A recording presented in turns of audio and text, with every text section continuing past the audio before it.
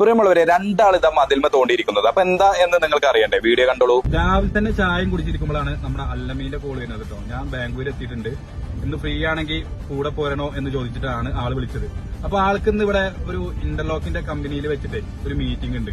അപ്പോ ഇന്റർലോക്കിനെ കുറിച്ച് കുറെ കാര്യങ്ങളൊക്കെ പഠിക്കാനും ഉള്ളൊരു മീറ്റിംഗ് ആണെന്ന് പറഞ്ഞത് കൊണ്ട് ഞമ്മക്കും അതിനെ കുറിച്ച് മനസ്സിലാക്കാം എന്ന് കരുതിയിട്ട് ഞാൻ ഫ്രീ ആയതുകൊണ്ട് തന്നെ ഇന്ന് ആളെ കൂടെ കണ്ടിട്ടൊന്ന് യാത്ര.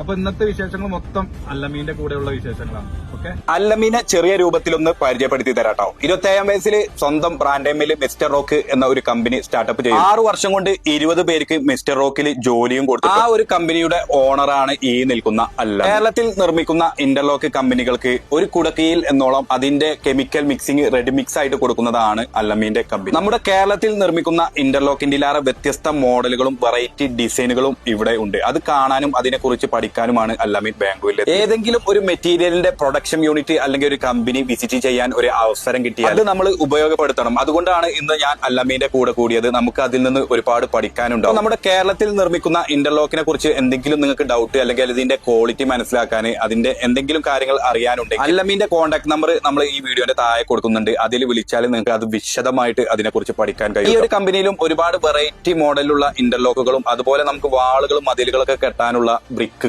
ആർട്ടിഫിഷ്യൽ ബ്രിക്കുകളും അവൈലബിൾ ആണ്. ആർട്ടിഫിഷ്യൽ ആണെങ്കിലും ഒറിജിനലിനെ വെല്ലുന്ന ഡിസൈൻ ആണ്. അപ്പം എന്തായാലും ഇതുപോലത്തെ നല്ലൊരു വീഡിയോയുമായിട്ട് നമുക്ക് വീണ്ടും കാണാം. അതുവരേക്കും ബൈ.